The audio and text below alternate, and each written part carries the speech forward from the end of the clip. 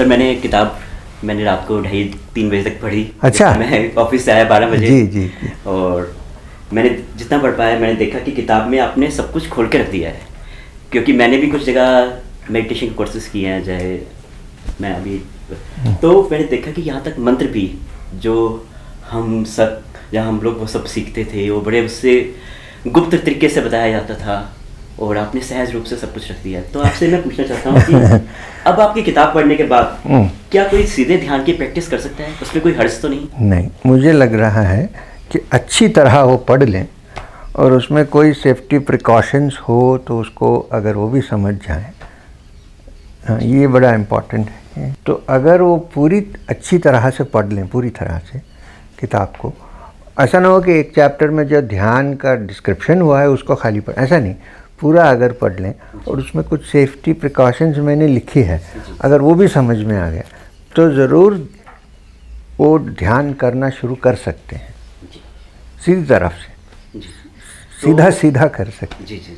मेरा ये लिखने का मकसद ही ये है कि इसको थोड़ा डीमिस्टिफाई करें, तो हर आदमी कर सकता है।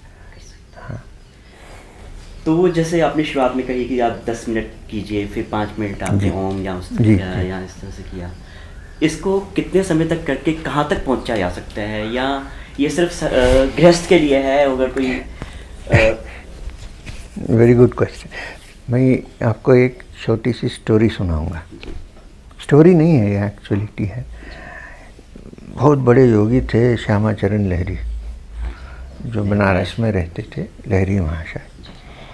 तो उनके बहुत सारे डिसाइपल्स, शिष्यगण तो बहुत थे उनके। तो उसमें एक प्रोफेसर थे जो सांख्य, वेदांत, तर्कशास्त्र सब पढ़े हुए, एजुकेटेड आदमी। तो उनको लहरी महाशय ने क्रिया का टेक्निक दिया। कौन सा दिया? खाली एक टेक्निक, सिंपल हम सा, जिसको मैंने लिखा हूँ, पहले उनको दिया। मगर 1 साल के बाद या 6 महीने के बाद, एक 4 हफ्ते के बाद बार बार वो बनारस में रहे, BHU में थे, आते थे और बोलते थे कि अभी अगला टेक्निक कब मिलेगा मुझे, अगला स्टेप क्या है, अगला स्टेप। तो इनके और एक शिष्य थे जो पोस्टमैन थे, वो पढ़ाई लिखाई ज़्यादा नहीं, खाली एड्रेस पढ़ने का। तो उनका नाम था भगत बृंदा। उनका नाम अभी वहाँ से लिखते हैं, मगर बंगाली में बृंदा हो जाता है। हाँ, वो बृंदो थे, और उनको उनके शिष्य लोगों ने बृंदो भगत करके नाम रखा था। तो वो आए पोस्ट करने, लेटर लेके आए। तो लहरी महाशय ने उनको 1 साल पहले जब वे प्रोफेसर को दिए थे, उसी टाइम पे हंसा का फर्स्ट टेक्निक दिया, क्रिया का। तो वो बुलाए उनको, बोले वृंदा इधर आओ, अभी दूसरा टेक्निक तुमको कब दूं मैं? बोले महाराज इसको मुझे अभी छोड़ दीजिए। एक जो था आपने दिया उसको मैं रेगुलरली किया 1 साल। अब तो मैं बाहर जाता हूँ तो लोग समझते हैं कि मैं पीवट बन गया हूँ, क्योंकि मैं चल नहीं सकता हूँ। मुझे तो एकदम लगता है कि मैं पिया हुआ हूँ। इतना मेरे अंदर आनंद और एक्सटेसी हो रहा है कि मैं समझ में नहीं आता कि लेटर कैसे डिलीवर करूं। ये स्थिति है मेरी। अगर आप दूसरा देंगे तो मेरी क्या हालत होगी। मत दीजिए, मैं बाद में आपको बताता हूँ। तो लहरी महाशय ने प्रोफेसर को कहा, भैया सुन लिया आपने, तो बार बार मुझे मत पूछिए कि अगली टेक्निक कैसे। मैं इसलिए कह रहा हूँ कि अगर एक सिंपल टेक्निक उसमें है तो कोई भी उसको पूरी तरह से, पूरे ध्यान से उसको करना शुरू करें और रेगुलरिटी मेंटेन करें, तो ज़्यादा कुछ करने की टेक्निक नहीं। ये कोई विंडो शॉपिंग नहीं है कि एक टेक्निक वहाँ से मिला, ये इसके ऊपर दूसरा, ऐसा नहीं है। जो करते हैं उसको अपने कंप्लीट वन पॉइंटेड अटेंशन से कर लें तो कहाँ तक भी जा सकते हैं। एक बात है उसमें, आपने जो सवाल पूछा उसका एक है कि जाते जाते ऐसा समय आएगा जब जो ज़रूरी है वो अपने आप मिल ही जाएगा। ये है, क्या बात, ये कुंजी है, ये इसका सीक्रेट है। ये नहीं कि मैं किया थोड़े दिन के, अभी ये कुछ नहीं हो रहा है, अभी दूसरे, ऐसा नहीं है।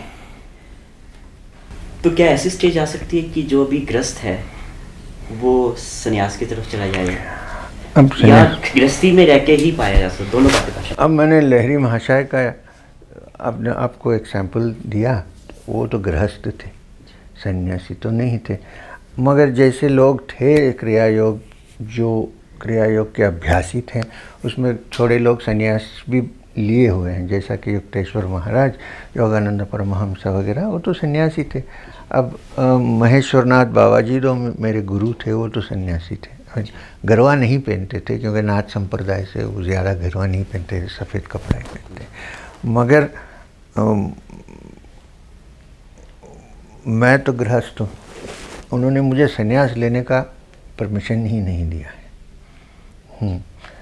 तो इसका मतलब नहीं है कि स्पिरिचुअली नहीं पहुंच सकते, ऐसा नहीं है, इसमें कोई अर्थ नहीं है। मगर ऐसे लोग होते हैं जो सन्यास लेकर पूरा ध्यान अपने साधना और समाधि में बिताने का जो मन में होता है, वो सन्यास ले सकते हैं, नहीं कि नहीं ले सकते, ऐसा नहीं है। मगर सन्यास है या गृहस्थ है, ये स्टैंडर्ड नहीं है जजमेंट। इससे क्या कोई फर्क नहीं पड़ता है? फ़र्क पड़ता है, क्योंकि मुझे लगता है कि सन्यासी बन के रहने से मुश्किल है गृहस्थ बन के साधना करना। मैं आपको बताता नहीं उल्टी बात, हाँ एक तरह से उल्टी बात ही है, समझे। हाँ तो ऐसा है, इसलिए अब सन्यासी अगर आप बन जाए, गरवा पहन लिए और कहीं आश्रम में रहें या दूर कहीं कुटिया में रह के आप ध्यान कर रहे हैं अपना साधना, तो कोई आपको ट्रबल करने वाला नहीं है, और ना कोई शिष्य बनाना है, ना कुछ काम करना है। अगर आपके गुरुजी का उपदेश है कि तुम कुछ नहीं करो, तुम अपना ध्यान करो, हो गया, तो सन्यासी, तो उनके लिए, ऐसा नहीं कह रहा हूँ कि सन्यासी आसान है, ऐसा नहीं कह रहा हूँ, मगर इस कॉन्टेक्स्ट में आप देखेंगे तो वो अपना आराम से ध्यान करके आराम से रह सकता है। किसी को नहीं मिलना है तो बोल सकता है मैं किसी को नहीं मिलूँगा, गिरवा पहने हुए हैं, कोई नहीं जाएगा। अगर वो कहेंगे राम राम चले जाइए, चले जाएंगे।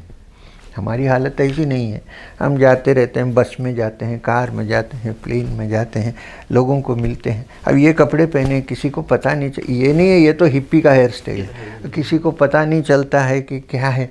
तो टेम्पटेशंस बहुत ज़्यादा हमारे होते हैं, उनको वो टेम्पटेशन नहीं होता है, मन में हो सकती। लाइफ इजी है आपका कहना है, या नहीं, मैं ऐसा नहीं कह रहा हूँ, ऐसा नहीं। साधना के हिसाब से, साधना के हिसाब से गृहस्थ का लाइफ आसान नहीं है। हाँ, जो ब्रह्मचारी से सीधा संन्यास ले लेते हैं उनके लिए और थोड़ा आसान है, क्योंकि बाहर का जो कंडीशंस है ना, बाहरी कंडीशंस ज़्यादा नहीं रहते हैं उनके लिए, खुला रहता है मैदान। हमारे लिए तो नहीं। मैं भी, मेरा सबसे बड़ा आग्रह था कि मैं गिरवा पहन के कहीं अकेला सन्यासी बन के घूमता रहूं।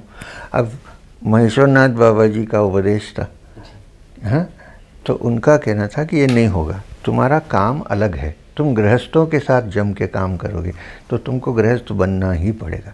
इसलिए मैंने गृहस्थ बना। आज भी कभी कभी लगता है कि संन्यास लेने, अब सच बताता हूँ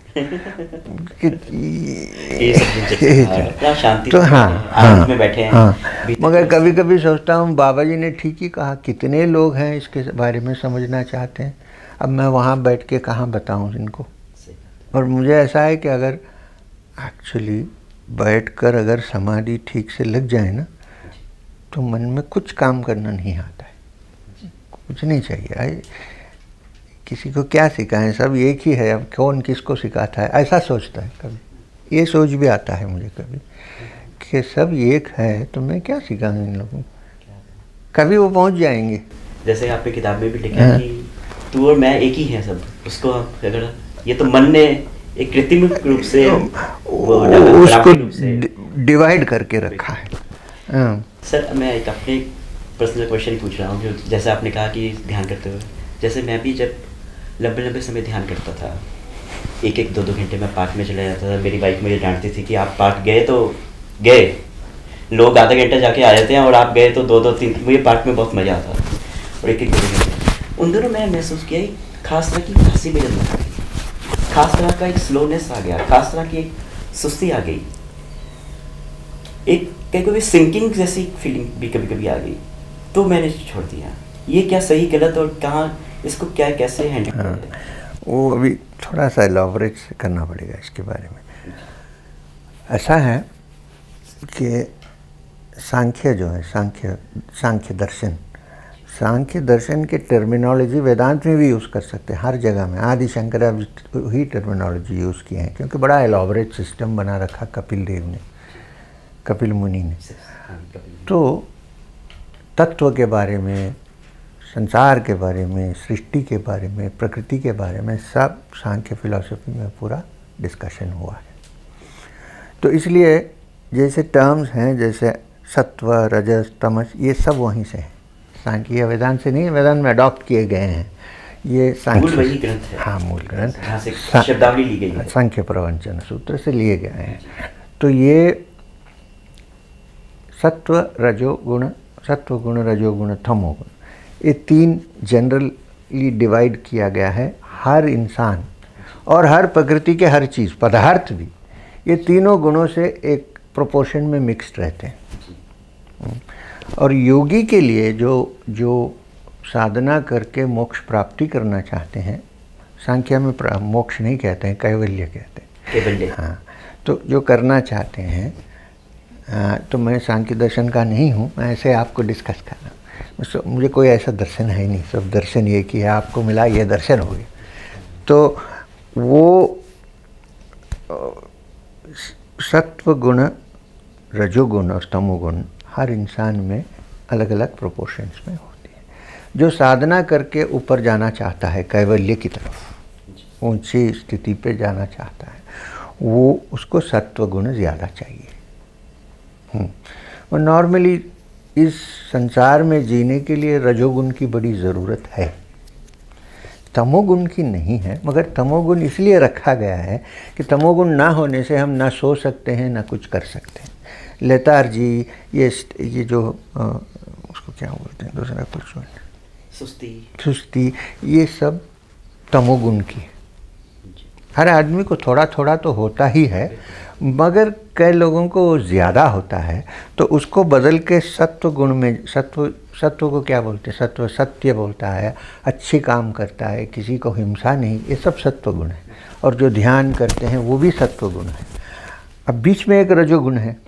रजोगुण एक्टिविटी है, एक्शन है, फुल ऑफ एक्शन।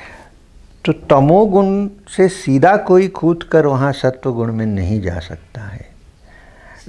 हाँ, रजोगुण इसलिए लगाया गया है क्योंकि रजोगुण से काम करके मन को प्यूरिफाई करके आगे बढ़ सकता है। इसमें एक्शन है।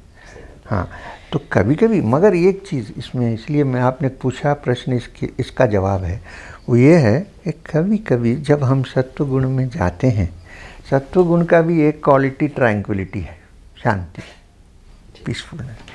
कभी कभी ये तमोगुण उसके बीच में आके उसके साथ लिंक हो जाता है, और जब हमें लेजीनेस और लेथार्जी होता है, हम समझते हैं नहीं मैं समाधि में हूँ, सत्व गुण में हूँ। तो ये एक मिस्टेक हो जाता है, इसके बीच में ऐसा एक मिसअंडरस्टैंडिंग हो सकता है। तो इसको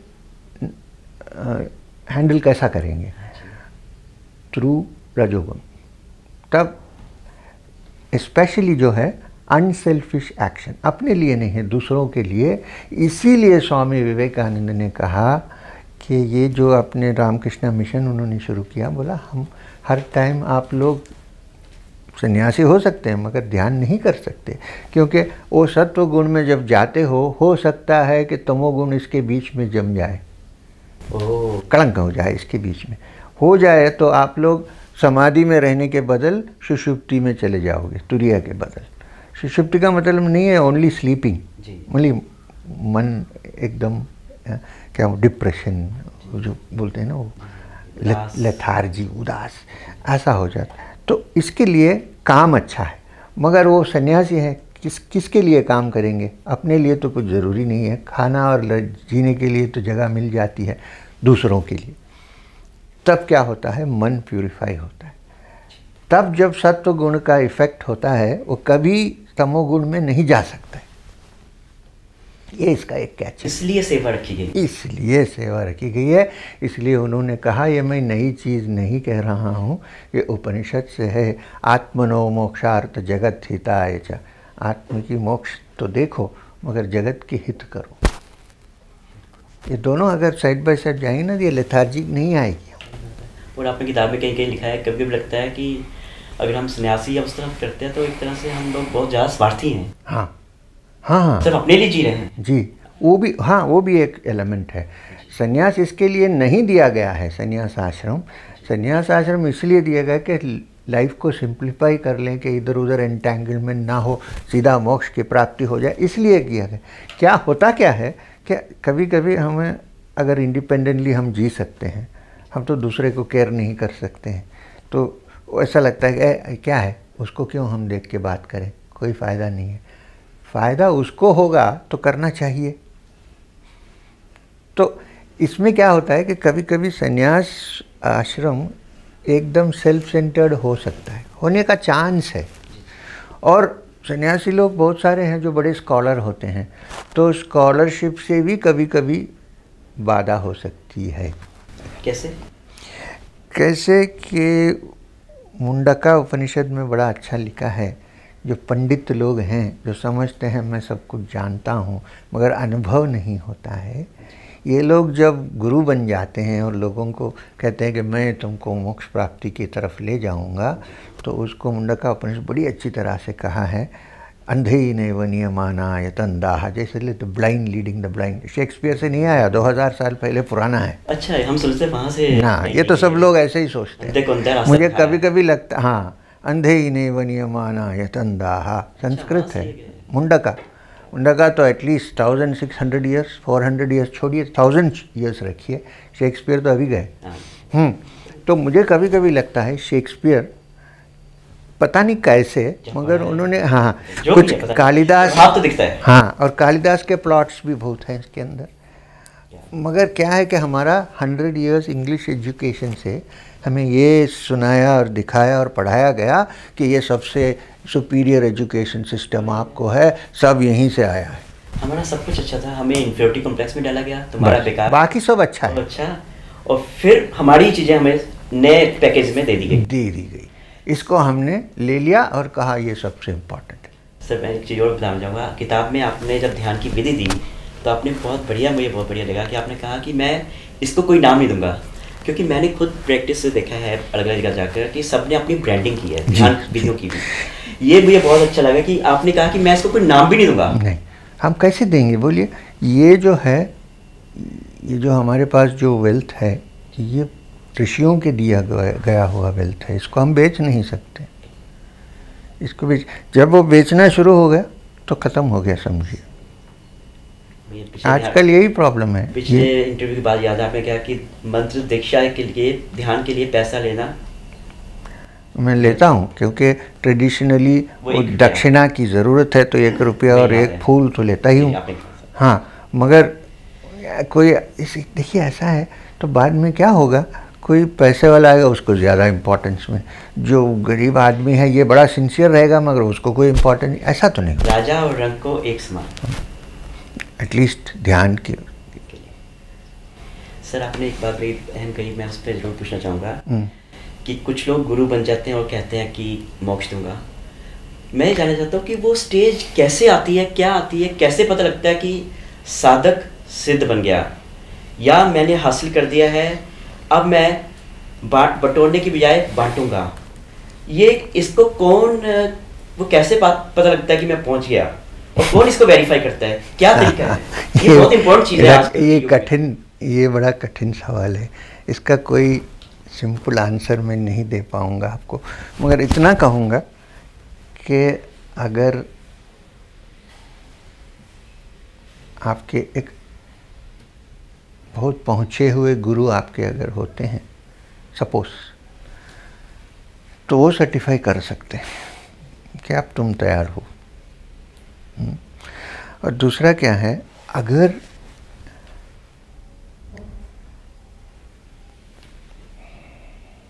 उस स्थिति पे कोई भी आदमी पहुंच जाए, तो चाहे निर्वाण कहें या कैवल्य कहें या मोक्ष कहें, वो पहुंच जाए तो उसके कोई अंदर जो नॉर्मल आदमी को कुछ सेटिस्फैक्शन बाहरी वर्ल्ड से चाहिए, प्रकृति से, इसकी कोई ज़रूरत नहीं रहती है। और निंदा और स्तुति को एकदम इक्वल फुटिंग पे देखते हैं। स्तुति से कोई ऊपर उठ नहीं जाता है और निंदा से नीचे गिर नहीं जाता है। ये स्थिति अगर मन में हो जाए, जिसको हम क्या कहते हैं, उसको स्थितप्रज्ञता, अगर स्थित प्रज्ञता हो जाए तब कह सकते हैं कि हाँ अब हम सिखा सकते हैं लोगों को। तब तक आपको इतने हजार विजन्स भी हो जाए तब भी वहाँ नहीं पहुँचे। अब मैं भी LSD एडिक्ट से ज़्यादा कोई योगी को कोई विजन हुआ है क्या? मैं ये पूछ रहा था कि LSD का एक मिनट, तो LSD का एडिक्ट जो है वो क्या कह सकता है कि मैं समाधि पहुंच गया, मैं आपको इंस्ट्रक्शन दे सकता हूँ? नहीं बोल सकता। तो ये कोई क्राइटेरिया नहीं, क्राइटेरिया है कि मन की स्थिति स्टडी हो जाए और आनंद अपने आप अंदर से आना शुरू हो जाए। बाहर कोई चीज़ पर डिपेंडेंट नहीं है। बाहर भी अगर कोई आनंद होता है, जैसा कि कभी कोई ऐसे, मैं एक योगी को जानता था जो आइसक्रीम खाते थे कभी कभी, मगर वो आइसक्रीम खाते खाते उनको पता था कि आनंद आइसक्रीम से नहीं आ रहा है मगर मेरे अंदर से आ रहा है। सेंटर्स तो अंदर है। हाँ, तो इसलिए क्या है, कभी उनके पास से आइसक्रीम को डिप्राइव कर दीजिए तो कोई आनंद से कमी नहीं होती है उनको, मगर इससे थोड़ा ट्रिगर होता है। तो एज ए ट्रिगर, हाँ, तो ये जो सिचुएशन स्टेट हो गए और जब चाहे तब सारा बंद करके, पंचेंद्रियों को बंद करके बिल्कुल अंदर जाके वो आनंद पे अपने कोर में बैठने का जो कैपेसिटी है, अगर जब वो आदमी को हो जाए ना, तब वो ये कह सकता है कि हाँ ठीक है, मैं अब दूसरों को इसके बारे में सिखाऊंगा। तब तक नहीं बोल सकता। ये तो आपने बड़ा अच्छा कहा कि पर ये सब चीज़ें सिर्फ आदमी को खुद पता है या उसका गुरु। लेकिन अगर सामने वाला कोई ऐसा दावा कर रहा है कि, और वो उसके अंदर की स्थिति तो वही जानता है, हम नहीं जानते, तो सामने वाला क्या करे कि ये जिसके पास। हाँ, तो इसलिए ये मैं कहूँगा कि उनके जो बाहरी जो डेकोरेशंस है उसके ऊपर ज़्यादा ध्यान मत दीजिए। देखिए कि इसका स्वभाव कैसा है।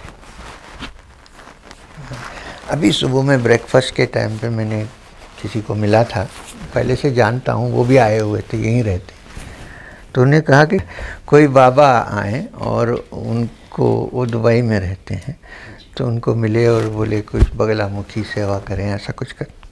ठीक है, तो उन्होंने कहा, उनकी लड़की ने कहा कि मैं ये सब नहीं करूँगी क्योंकि हमारे एक बाबा हैं जो मेरे बारे में उन्होंने बताया नहीं। तो बोला कैसे हैं, तो इसलिए मैं झंझट में नहीं जाना चाहती हूँ। तो फिर उनके पिताजी को उन्होंने कहा कि ठीक है, वो सब ठीक है, तो फिर मैं बिज़नेस करता हूँ दुबई में, उसके लिए मुझे हेल्प कीजिए। ये गुरु है।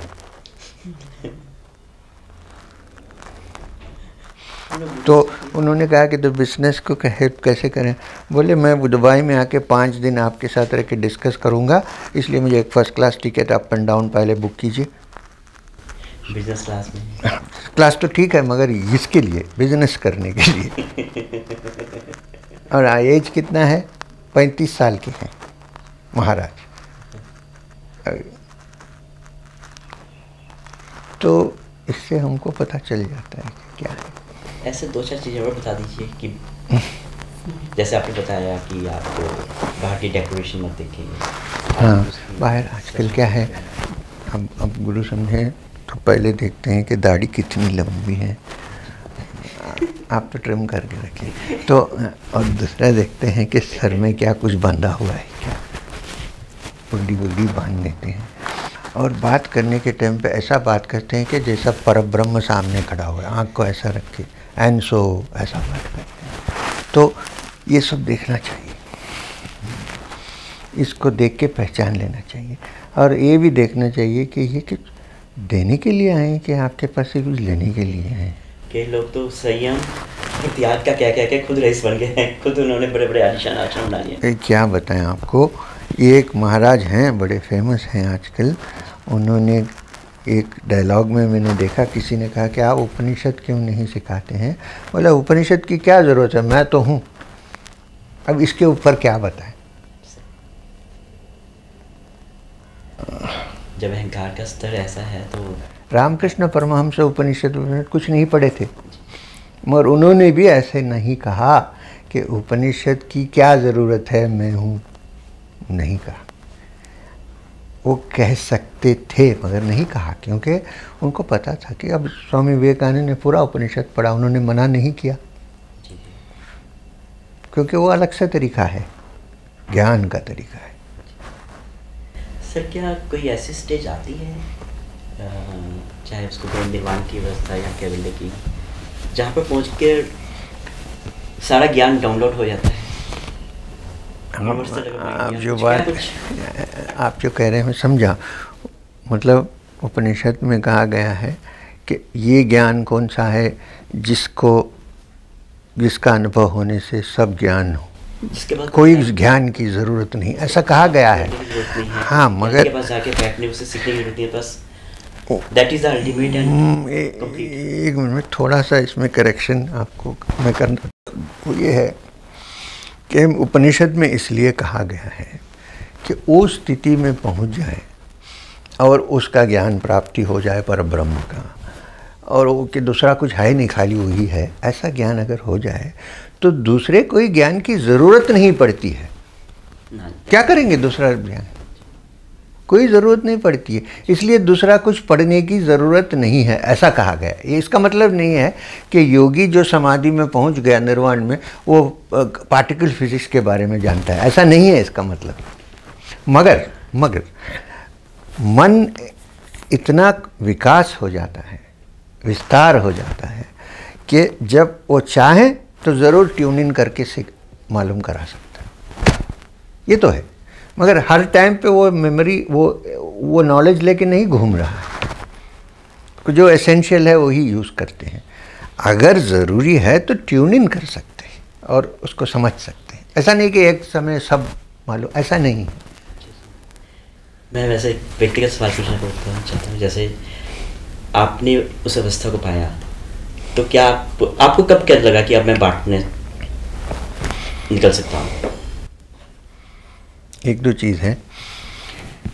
बाबा जी जब मुझे अपने पास से उतारा, बोला जाओ अभी तुम संसार में उतरो, नॉर्मल गृहस्थ बनो, वो भी मैं बहुत दिन नहीं बना, क्योंकि मुझे लगा कि बाबा जी तो कहें मगर ये झंझट में नहीं फंसना है, तो बहुत देर लगा।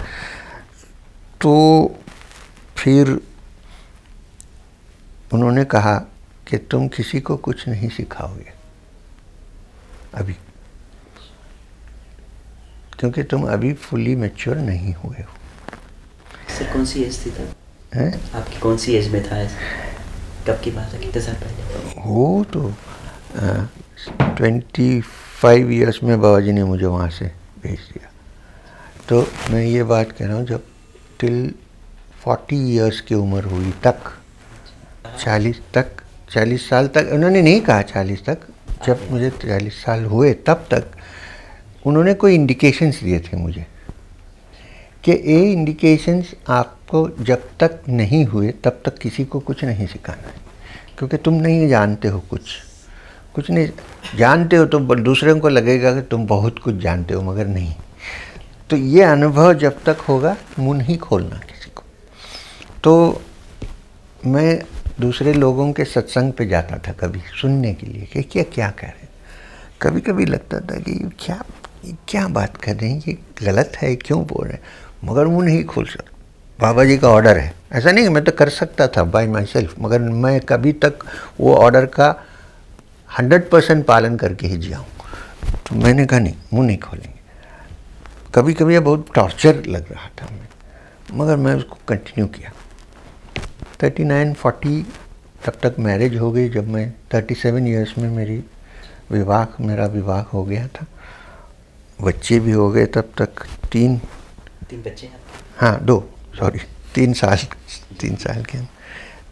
तो उसके बाद अराउंड 40 ईयर्स में मुझे लगा मन में कि ठीक है, अब बाबा जी ने जो साइंस हमें बताया, जो वो तो हो गए हैं, अब तो हम सिखा सकते हैं। फिर भी मैं थोड़ा हेसिटेट किया कि करना है कि नहीं करना है, क्यों मुझे लगा कि अगर ये शुरू हो जाए तो बड़ा सर्कस बन जाएगा, फिर हम इसके अंदर से बाहर नहीं आ सकते, वो तो चक्कर हो जाए। मगर फिर बाबा जी का मैंने सोचा कि बाबा जी ने कहा है कि करना है, सिखाना है, जब तुमको ये लगेगा कि अभी ठीक है तब सिखाओ। तो मैं अभी फिर भी सोच रहा था कि क्या करें। तो एक दिन मैं बेंगलुरु गया, तो हमारे एक दोस्त हैं, ज्वेलर हैं, वो उन्होंने मेरे कोई फ्रेंड्स को मिला था, तो उन्होंने कहा ये हिमालय गए थे बचपन में, ये वो कहा। तो उन्होंने कहा कि वो थियोसॉफिकल सोसाइटी में थे, अगर संडे आके आप थियोसॉफिकल सोसाइटी में बेंगलुरु में कुछ बोल सकते हो क्या? मैं बोला नहीं, मैं सोच के बताऊंगा। बोले अगले संडे अगर हो सकता है। मैं बोला मैं सोच के बताऊंगा, अभी नहीं कह सकता। मैं घर गया वापस, मन्नापल्ली बेंगलुरु से 3 घंटे का रास्ता है, तो मैं नील बाग में, हाँ। तो फिर मैंने इसके बारे में सोचा और फिर बाबा जी को एक प्रार्थना की। मैंने कहा बाबा जी, मुझे लग रहा है आप जैसा कहा अभी मैं तैयार हूँ, और ये एक ऑफ़र ऐसा आया है, पेड ऑफ़र नहीं है वो भी बाबा जी ने कहा, तो आया है, तो मैं जाऊँ कि नहीं जाऊँ, कुछ सिग्नल दे दीजिए फिर मैं करूँगा। सो गया। रात को एक बड़ा एक्चुअली बहुत फ़नी सिग्नल हुआ कि मैं एक ट्रेन में बैठा हूँ और ट्रेन में लिखा है सत्संग, एक बैनर बना हुआ है, मैं उसके अंदर बैठा हूँ और बाहर देख रहा हूँ तो बाबा जी आ रहे हैं और पैर में जूता नहीं है, मगर रेलवे गार्ड के कपड़े पहने हैं सफ़ेद, और सिर में टोपी भी नहीं है क्योंकि इतना बड़ा जट्टा लगा है, और हाथ में एक ग्रीन लैंप लेके ऐसे ऐसे हिला रहे। ट्रेन फूंक, मैं विसल मारी और चली। इमीडिएटली उठा मैंने, 2 घंटे रात के। मैंने कहा कि ये तो ज़रूर सिग्नल है ही। तो फिर मैं संडे वहाँ गया और मैंने सोचा कि थियोसॉफिकल सोसाइटी में कोई 2-3 लोग बैठे होंगे, उससे वहाँ जाके देखा हॉल में 100 आदमी बैठे। मैं पब्लिक में कभी किसी से बात नहीं किया हूँ, नहीं किया। मुझे लगा कि अभी क्या होगा, अभी क्या कहें इनसे, तो बैठा। फिर मुझे एक ध्यान आया, बाबा जी ने बहुत साल पहले मुझे कहा था, एक समय आएगा जब तुमको बहुत लोगों के सामने भाषण करना होगा। मैंने कहा बाबा जी छोड़िए, ये नहीं करूँगा। बोले ले अरे छोड़ो, हो तब होगा, तब तो होगा, तो छोड़ दिया उसको। तो मैंने कहा तो क्या करेंगे वैसी जगह में? तो बोले कि सामने तुम्हारे जो बैठा है उसको देख के उससे बात करो, भूल जाओ दूसरे लोग। तो मुझे वो आइडिया तभी ठप करके याद आया, कोई बॉल्ड आदमी बैठा हुआ था सामने, हाँ, मैं उनको देखा, हाँ, और उनसे बात करना शुरू किया। मैं खाली हिमालय में जैसा गया, ट्रैवल किया, ये एक्सपीरियंस है और कुछ नहीं। लास्ट में उन्होंने पूछा एक प्रश्न कि आपके गुरु कौन थे, तब मैं बताया। तब तक खाली हिमालय की यात्रा, पद यात्रा है ना पूरा, अपने अनुभव बस ये पहला था सत्संग। वहाँ से फिर बढ़ गया, ऐसी शुरू। वो इंडिकेशन आप बता सकते हैं जो गुरु जी ने आपने कहा था ये इंडिकेशन हो तो तब शुरू करना है? वो मोस्टली अंदर की चीज़ है। तब तक मेरा जो अवेयरनेस है वो यहाँ तक आके खड़ा हुआ था अंदर, मतलब वो विशुद्ध चक्र में, विशुद्ध चक्र तक वो था। यहाँ कभी कभी होता था, मगर हाँ, मगर ये मेनली मुझे मालूम था कि यहाँ खड़े, यहाँ तो बहुत अच्छा था मगर हृदय में तो था ही। मगर मुझे बाबा जी ने कहा कि जब तक यहाँ और यहाँ पूरा स्पर्श नहीं होगा तब तक तुम कुछ नहीं बोल सकते हो। तो एक्चुअली क्या है कि विशुद्ध चक्र में अगर एनर्जी शक्ति हो जाए ना, अगर उसमें वहाँ पर अनुभव हो जाए तो कोई भी चीज़ के बारे में आदमी अच्छी तरह बोल सकता है। वो ज्ञान है, ज्ञान है, ज्ञान नहीं है, गले से बगलामुखी है। हाँ, बगल है तो वक्ता, वक्तित्व। जी जी, वाक वाक से जुड़ा है। मगर यहाँ तक नहीं आने से हमारा ऑर्डर नहीं था कुछ बोलने का, तो यहाँ पे कुछ मैस एनर्जी यहाँ तक पहुँच जाए। तो हाँ, तब यहाँ पहुँचा और 3 दिन के लिए मैं कहीं था, मुझे कुछ याद नहीं है। उसके बाद वापस आया तो लगा कि एक आधे सेकंड के अंदर जब चाहे तब अवेयरनेस को यहाँ ला सकता हूँ। तब यही तो बाबा जी कहे थे, जब ऐसा हो जाएगा तब तो तुम सिखा सकते। आधे घंटे के अंदर, आधे मिनट के अंदर, आधे सेकंड में, आधे सेकंड। हाँ, अभी मैं आपसे बात कर रहा हूँ तो अटेंशन वहाँ गया तो शुरू हो गया, मगर उसको मैं नीचे लाऊंगा। सर जिसको, क्योंकि आपसे बातचीत करना, जिसको कैवल्य कहते हैं उसको वो ये कहते हैं कि यहाँ पहुँच गए, या कैवल्य क्या वो स्टेज है क्या? वो नहीं, कैवल्य जो वाक है ये सांख्य और पातंजलि के योग सूत्र से है, दूसरे कहीं नहीं है। बाकी सब मोक्ष है, निर्वाण है, बुद्धिस्ट का मतलब है। कैवल्य का मतलब है हाँ, ये ज्ञान के बस। कैवल्य का मतलब, कैवल्य जो वर्ड है मुझे बहुत पसंद है, क्योंकि इसका रूट जो है, उसका मूल शब्द जो है वो है केवल। तो ऐसा अनुभव होता है कि कुछ नहीं है, खाली मैं हूँ। मैं मतलब ये मैं नहीं हूँ, एक यूनिवर्सल विटनेस, बाकी कुछ है नहीं, कुछ बाधा नहीं, कुछ नहीं, बस एक ही है, एक, केवल एक ही है, और एक है वो, हम सब एक ही है। एक ही है, जाने या ना जाने मगर हैं। आपकी किताब में लिखा अहम ब्रह्मास्मि से ईगो आ सकता है, आ सकता है, मगर इसीलिए जो तू है, जो वो मैं हूँ, तो फिर ईगो कहाँ से आएगा? वो मैं यहाँ भी देख रहा हूँ, वहाँ भी देख रहा हूँ, तत्वमसि, तत्वमसि। सर वो वही मैं पूछ रहा था कि वो कैवल्य को पहुँचना का कैसे, कि वहाँ पहुँचने का, कैवल्य पहुँचना क्या? अलग अलग तरीका होता है। योगिक जो योग का तरीका है उसमें शक्ति यहाँ तक पहुँच जाए, अवेयरनेस यहाँ हो जाए तो हम कैवल्य कह सकते हैं। मगर वेदांत की तरफ से देखें आप तो जब सारे मन की संख्याएं मिट जाती हैं और आराम से एकदम स्थित हो जाता है मन, और ये समझ में आता है कि एक ही है जो ब्रह्म है, बाकी सब कुछ नहीं है। ये अगर वेदांत की तरफ से भी हो सकता है। और भक्त को कैवल्य हम कह सकते हैं जब वो अपनी भक्ति इतनी हो गई तो खाली भगवान है, मैं भी नहीं हूँ। तो इसके अलग अलग तरीके होते हैं। सर जो ये तीनों स्टेजेस बताएं, इस पर आदमी जब पहुंच जाता है तो फिर उस पहुंचने के बाद वापस शून्य में आ जाता है या हमेशा वही रहता है? पहले पहले टच करके आते हैं, फिर जाते हैं, फिर आते हैं। ऐसी स्थिति होती है जहाँ कोई विकल्प नहीं होता है जी, निर्विकल्प कहते हैं उसको। जब वहाँ पहुँच जाए तो ना जाना ज़रूरी है, ना आना ज़रूरी है, हर समय एक ही है। ना कहीं जाते हैं, नहीं आते हैं, तब तक सविकल्प समाधि में जाते हैं और आते हैं वापस प्रकृति पे। उसमें कुछ ना आना जाना कुछ नहीं होता है कि एक ही चीज़ है, कहाँ जाएंगे कहाँ आएंगे, कुछ नहीं।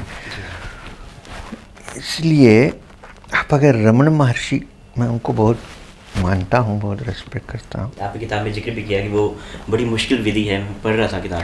हाँ, रमण महर्षि का आप एक भी फ़ोटो निकालिए जहाँ वो आँख बंद है, नहीं है, खुला है, क्योंकि ना बाहर जाना है ना अंदर आना है, एक ही स्थिति।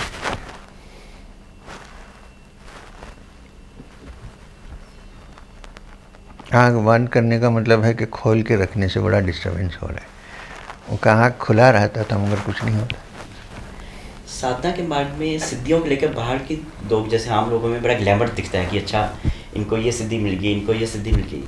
क्या सिद्धि नाम की कोई चीज़ होती भी है? होती क्या है। होती है? होती है जी। सिद्धि ये है, मोक्ष प्राप्ति सबसे बड़ी सिद्धि है और कुछ नहीं है, बाकी सब बेकार है। लेकिन क्या कोई एक्स्ट्रा पावर्स नाम की चीज़ है? क्योंकि मन विस्तार और विकास हो जाता है ना जी। मन का विकास हो जाता है तो कैपेसिटी आदमी को बढ़ जाती है, ये तो सच है। मगर उसमें ज़्यादा नहीं ध्यान देना है, उससे कम हमें अपने ट्रैक से कभी निकल जाते हैं। पीछे हमने ज्ञान की बात की कि ज्ञान सारा डाउनलोड हो जाता है, तो आपने कहा कि ज्ञान डाउनलोड होने का मतलब ये नहीं कि हमेशा वो है, लेकिन आप उस फ्रीक्वेंसी में सेट करेंगे तो आ जाएगा जी। मान लीजिए कोई क्वांटम फिजिक्स है या फिजिक्स की कोई खास चीज़ें हैं, वो नियम, क्या ऐसा सचमुच पॉसिबल है? क्या आपने कभी करके देखा है? हाँ हाँ। तो क्या आपको कोई किताब आप पढ़ने की कोई ज़रूरत नहीं? नहीं, क्या आपको किसी साधु महात्मा के पास जाकर सीखने की कोई चीज़ ज़रूरत नहीं रही? साधु महात्मा के पास अभी जाके सीखने की कोई ज़रूरत नहीं, क्योंकि ऐसे साधु महात्मा कम हैं तो जाते नहीं। मगर as far as science is concern, अभी भी क्वांटम फिजिसिस्ट और जो बायोलॉजिस्ट वगैरह हैं, तो इसलिए मैं थोड़ा कुछ सीख जाता हूँ, किताब पढ़ के नहीं, मतलब कुछ कनेक्ट कर लेता हूँ। तो फिर उसको फिर एक उपमा दे सकते हैं हम कि देखो ऐसा है कि ऐसा है। अभी कभी कभी पढ़ भी लेता हूँ, मगर वो मैं जो भी पढ़ता हूँ मेरे ब्रेन में नहीं रहता है, भूल जाता हूँ। अब वो सब लोग जानते हैं, कभी कभी प्रोग्राम है तो मुझे याद नहीं रहता है कि क्या प्रोग्राम है आज। तो कार से उतरते हुए मुझसे अरे आज सब्जेक्ट क्या है, तो नए लोग हैं ना वो एकदम डिप्रेस हो जाते हैं, अरे इसको तो सब्जेक्ट भी नहीं मालूम है क्या बोलेगा। मगर जो जानते हैं वो कहते हैं तो हो जाएगा कुछ, तो वहाँ जाके कुछ होता है। क्या होता है? कुछ होता है, पता नहीं क्या। सर एक बहुत ही बचकाना सवाल पूछ रहा हूँ, आप मुझे माफ़ कीजिएगा जी कि जैसे आपने कहा कि I can access the knowledge if needed, if needed। तो जैसे विज्ञान इतना खर्च करती है कि एलियंस हैं कि नहीं हैं, या आप मंगल में पानी है कि नहीं है, तो आप उनकी मदद कर दें और काम मदद तो करते हैं, इतना सारा किसी तो तरह आप आंसर दे सकते हैं और कर सकते हैं। आंसर दे सकता हूँ, मगर कोई उसको लेने वाला नहीं है, कोई एक्सेप्ट नहीं करेगा। आज का माहौल ऐसा है कि अगर साइंटिस्ट कहेगा उसको ही हाँ कहेंगे, नहीं तो कोई हाँ कहने वाला नहीं है। इसलिए साइंटिस्ट को हम हेल्प कर सकते हैं, क्योंकि एक्चुअली रियल साइंटिस्ट जो होते हैं वो बड़े अनप्रेजुडिस्ड होते हैं जी। अच्छा, जो मीडियम लेवल, हाँ, जबकि हम समझते हैं कि वो ज़्यादा नहीं सवाल करते होंगे, ज़्यादा अच्छी तरह अन्वेषण करते होंगे। मिडिल लेवल जो हाईएस्ट टॉप लेवल के हैं वो बड़े ओपन हैं, सीखने के लिए ईगर हैं। जी। अभी मैं आपको मैं लेके नहीं आया, मैंने एक पुराना एक डाउनलोड करके रखा हूँ। कोई इस विश्वास नहीं करेगा कि जो यूंग थे ना, यूंग कार्ल यूंग, हाँ जे फ्रॉइड के, कार्ल यूंग ने कुंडलिनी और चक्र के बारे में एक बहुत बड़ा थीसिस लिखा है। Really? मैं भी नेट पे ढूंढूंगा, मेरा भी इंटरेस्ट का विषय है बचपन से। अगर मैं आपको भेज सकता हूँ, वो उसमें उन्होंने ऐसा स्टडी किया है और उन्होंने कहा कि फ्रॉइड हमारे गुरु हैं, मगर वो पूरे परफेक्शन से सीखा नहीं इसको, ये है हमारी आइडिया ये है। और उन्होंने कहा कि जहाँ हम आज साइकोलॉजी और साइकियाट्री में खड़े हैं, ये 500 साल पहले इंडियन सिस्टम ऑफ थॉट में डिस्कस किया गया है और इससे भी बढ़कर डिस्कस किया गया है। ये तो छोटा लेवल है। हाँ, तो ये ऐसे हुआ, ये थीसिस प्रिंसटन यूनिवर्सिटी में लिखा गया। तो प्रिंसटन यूनिवर्सिटी में कोई जर्मन आके इंडिया के योग के बारे में हायर लेवल्स ऑफ योगा करके कुछ टॉक किया। तो युंग ने पूरे टॉक्स उसको सुना और फिर वो आपने स्टडी करना शुरू किया। उन्होंने षटचक्र निरूपणा का स्टडी किया, षटचक्र निरूपणा, 7 चक्र, किताबें भी आपने जिक्र किया, हाँ, बहुत सारे चीज़। उसके बाद उनको लगा कि अरे ये तो बड़ा एडवांस साइकोलॉजी है। वो he looked at it from very scientific point of view, ऐसा कि माइंड के इमेजिनेशन को यूज़ करके अंदर जो capacity to universalize the mind है उसको हम टैप कर सकते हैं, और उसका थेरेपेटिक इफेक्ट्स कैसा कि उसको थेरेपी जैसा यूज़ कर सकते हैं, साइकोथेरेपी में। हाँ, तो आप अच्छा रहेगा कि आप उसको पढ़ लें। नहीं बिल्कुल, मैं थोड़ा प्लॉडिंग है वो, क्योंकि साइंटिस्ट का एक थीसिस है ना, तो इसलिए थोड़ा सा थोड़ा वो उसका वो ये नहीं है, उसमें जॉय नहीं है पढ़ने में, मगर वो हाँ तो बड़ा साइंटिफिक थीसिस है। तो ऐसे ऐसे कभी कभी मेरे हाथ में आके मिलते हैं, पता नहीं कहाँ से आते हैं, ये पता नहीं कहाँ से हाँ, तो ये तो बाकी कहना मानना पड़ेगा कि सूत्र कहाँ से मिलते हैं। वो तो बस यही सिद्धि है, समझी। जैसे आपसे मिलना मुझे लगता था कि नहीं हो पाएगा, लेकिन आज बहुत फंसा हुआ था, लेकिन मिलना था तो हो ही गया। ये तो हमारे मिठू के पास आप बता देंगे तो हो ही जाएगा। सर मैं ये पूछना चाह रहा था कि जैसे आप कह रहे हैं कि लोग विश्वास नहीं करेंगे, लेकिन मैं कुछ फैक्ट्स आपसे जानना चाहता हूँ और लोगों के सामने रखना चाहता हूँ कि क्या एलियंस हैं? कहाँ पर हैं? वो तो नहीं बोलो, वहाँ छोड़ दीजिए, थोड़ा कुछ लाइन डाल लें हम। हाँ? मगर एलियंस हैं, ऐसा नहीं कि एलियंस नहीं। वो हमसे ज़्यादा विकसित सभ्यता है या हमसे प्रिमिटिव है? ज़्यादा है। ज़्यादा है। कभी आप उनसे मिले या बातचीत हुई या? मैं कहाँ बताऊँगा, लोग हंसेंगे इसको सुन के, नहीं उसको मत मेंशन कीजिए। मगर मैं इतना कह सकता हूँ कि हैं, और ये पहली बार नहीं है कि वो यहाँ भूमि से, जो भूलोक कहते हैं, उससे कांटेक्ट में हैं, और अभी नहीं हज़ारों साल से कांटेक्ट में हैं। अभी उनको लग रहा है कि सिचुएशन ऐसा है, लोग इतने मटेरियलिस्टिक बन गए हैं, और ये जो न्यूक्लियर एनर्जी वगैरह जो है, ये फिर ये कंप्लीट अर्थ ख़त्म होने वाली है, इसको कैसे बचाएं, ये इनके मन में लगा हुआ है। तो इसलिए मुझे लगता है कि 50 ईयर्स के अंदर, कल भी हो सकता है, परसों भी हो सकता है, 50 ईयर्स के अंदर ज़रूर एस्ट्रोनॉमिस्ट और दूसरे साइंटिस्ट जो हैं कुछ ना कुछ कांटेक्ट उनसे एस्टैब्लिश करेंगे ही। वो अपने आप छुप के रहते हैं जी। वो हैं अभी धरती पर या? हो सकता है। जी जी सर, ये मैं पूछना चाह रहा था कि जो माइंडफुलनेस है और सेल्फ, आपने माइंडफुलनेस की बात की किताब में, और सेल्फ अवेयरनेस, क्या दोनों में फ़र्क है या सेम है? माइंडफुलनेस का मतलब है to be aware of your mind and to be aware of your activities बाहर, inner and outer. Outer, inner state of mind and outer हमारा बिहेवियर कैसा है, इसको mindfulness. The way I am speaking to you, the words I am choosing to speak to you. All this is also mindfulness. Careful sir. मगर जब self awareness कहते हैं, ये mindfulness का रिजल्ट है। ओके, दिस इज एक्शन, क्रिया, और ये नाम, हाँ, दिस इज रिजल्ट। ओके, क्या सर माइंडफुलनेस हर वक्त बनी रह सकती है क्या? 24 घंटे? कभी कभी सातों दिन कभी कभी टूट जाती है, मगर योगी जो है वो प्रयत्न तो करता है कि 24 घंटे चलता रहे। नींद में भी सर? नींद में एडवांस स्टेजेस में नींद नॉर्मल नींद नहीं होती है। नींद में एक आनंद सा, एक बड़े आनंद का एक अनुभव होता है, अवेयरनेस होता है। नॉर्मली नींद में कुछ अवेयरनेस नहीं होता है, मगर हमको याद नहीं रहता है बाद में। योगी का ब्रेन ऐसा है कि उसको पूरा याद रखता है। नींद में भी क्या सर, एक वेदांत में भी है कि ये मेरा सत्य है, जो मैं अभी, ये नींद तो नहीं है, क्या पता वो नींद मेरा असल हो। इसका क्या जवाब है? ये सत्य है या वो सत्य है जब मैं सोता हूँ? क्या पता मैं किसी और लोक में जाके कुछ और काम करता हूँ। बिल्कुल बिल्कुल। तो हाँ, इसलिए वो सत्य है, तो अभी इस स्टेज में वो सत्य नहीं है। अच्छा, अब ये सत्य है तो वो सत्य नहीं है, तो इसका मतलब ये सब स्टेज जो हैं ये रिलेटिव हैं। मगर एक चीज़ है जो कभी भी है, वो क्या है? विटनेस, साक्षी।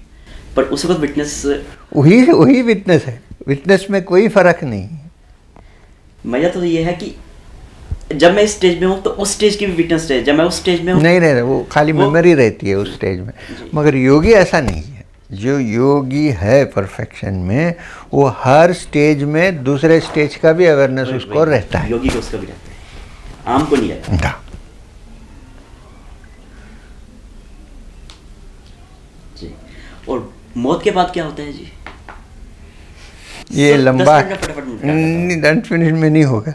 ये पूरा कठोपनिषद का प्रश्न जो नचिकेत ने पूछा यमदेव को, आप वो मुझे अभी पूछ रहे हैं कि इसमें यमदेव ने नचिकेत को कहा कि भैया ऐसा है, तुम जो प्रश्न पूछ रहे हो, मौत के बाद क्या होता है? मौत है ही नहीं, होना क्या है? ये नॉर्मली हमारे नॉर्मल लाइफ में लगता है, अभी लाइफ है, अभी डेथ है। उन्होंने कहा कि तुम्हारा ओरिजिनल स्टेट डेथलेस है, उसको ना डेथ है ना जन्म है। तो ये क्वेश्चन ही उन्होंने जो पूछा उसको उन्होंने नेगेट कर दिया। मगर रिलेटिव तरीके से देखा जाए तो फिजिकल बॉडी के बाद सूक्ष्म शरीर सरवाइव करता है, वो तो है। और वो अपने अपने कर्म के हिसाब से अलग अलग स्टेज पे जाता है, मगर अभी भी बहुत सारे अट्रैक्शंस और अटैचमेंट्स और डिज़ायर फुलफ़िल करने के रहते हैं, इसलिए वापस आता है। अगर कुछ नहीं रहता है तो वापस नहीं आता है, मगर हर आदमी को कुछ रहता है। आजकल के जो स्पिरिचुअल गुरु हैं उनमें से आप किनको आप रिस्पेक्ट करते हैं? किसी को नहीं? मैं इसको कुछ नहीं बोलूँगा, क्योंकि ये भी नहीं बोलूँगा नहीं रिस्पेक्ट करता हूँ, ये भी नहीं बोलूँगा कि नहीं, क्योंकि ठीक है। हाँ। Sir, sitting meditation is more important और मेडिटेशन ऑन द मूव? और both are important, but sitting is very important. Sitting meditation नहीं करने से आपको स्टेबिलिटी मिलेगी नहीं। ऐसा नहीं सोचा वो मैं काम करता करता, किसी ने कहा वॉकिंग मेडिटेशन है, और मैंने कहा ठीक है, मगर सिटिंग मेडिटेशन भी करना चाहिए। मैंने ना सिटिंग बंद कर दिया, करना चाहिए थोड़ा बहुत अवेयरनेस, जैसे कि आपने कहा कि वो फिर भी करना चाहिए। आपकी बात ठीक है, 10 मिनट मिनिमम कर लेना चाहिए, इससे स्टेबलाइज होता है। सर, लेकिन ये है कि दुनिया के तमाम आलतू फालतू काम हो जाते हैं, ध्यान ही करना रह जाता है। जब भी कोई टाइट शेड्यूल होता है तो पहली बड़ी ध्यान के समय की होती है, तो उसको बना लेना चाहिए। ये कैसे निकले? देखिए, हाँ, तो इसके लिए ये एक चीज़ मन में रखना चाहिए कि सबसे इम्पोर्टेंट मेरी प्रायोरिटी ये है, बाकी सब बाद में भी हो सकता है, मगर इसको करना ही चाहिए, दूसरा कोई रास्ता नहीं है। पर बार बार मन के ट्रैप में फंस जाता हूँ, इंसान फंस जाता है कि चलो ये कर लूँ, इसकी तो कोई बात नहीं। कई बार होता है ये बहुत स्वार्थीपन है, मैं अपनी पत्नी की सेवा कर दूँ, अपने बेटे की सेवा कर दूँ, ये ध्यान करना स्वार्थीपन भी लगता है कभी। आप कभी कभी सोचिए कि जो मैं मोक्ष प्राप्ति के लिए जो बैठ कर ध्यान कर रहा हूँ, ये पत्नी के लिए, बच्चों के लिए, सबके लिए अच्छा है। क्योंकि मैं फिर एक इल्यूमिनेटेड आदमी बन जाऊंगा, योगी, और मुझे पता चलेगा कि इसका तरीका क्या है ये करने का। ऐसा सोचना चाहिए। ये सोच के फिर मैं उससे थोड़ा सा टाइम तो निकालना ही है। ये जो आप कह रहे हैं ना, जब बातचीत में, चलने में, फिरने में, काम में मैं ध्यान रखता हूँ, अच्छा है, मैं ये नहीं डिनाई नहीं कर रहा हूँ, मगर फिर भी इसके लिए समय बनाना चाहिए। लेकिन ऐसा क्यों होता है कि हम जानते हुए भी गलत काम करते जाते हैं, बदलाव स्थायी नहीं होता? आपके सत्संग में जाऊँ तो मुझे लगता है बहुत अच्छा, आई विल मेडिटेशन में अभी मान लीजिए सोचा, लेकिन 2 दिन बाद फिर मैं अपने ट्रैक पे वापस आया था। ये प्रकृति का पुल है, प्रकृति का पुल है, प्रकृति जाने नहीं देती है किसी को, तो ये टफ फाइट होता ही है। हम लोगों को भी हुआ, ऐसा नहीं कि हमको नहीं हुआ है। मैं जो आज बैठा हूँ, ये मत सोचिए कि लाइफ के 70 इयर्स के अंदर मैंने कुछ किया, नहीं, इसके पहले बहुत सारे जन्म में बहुत तकलीफ पाती है हमको। हम खाली कैलकुलेट करते हैं, लाइफ एंड डेथ बड़ा छोटा है, खाली हम मिडिल देखते हैं। अब ये पिन है, इसको ऐसा पकड़ें, ये मिडिल तो हम पकड़ सकते हैं, ये इधर किधर से शुरू हुआ और ये किधर से शुरू हुआ हम तो बता नहीं सकते। ये बात है। अभी इसमें कैप लगा है, पॉइंट लगा है, इसलिए आप बता सकते हैं, अगर ये दोनों नहीं है तो कैसे बताएं। धन्यवाद।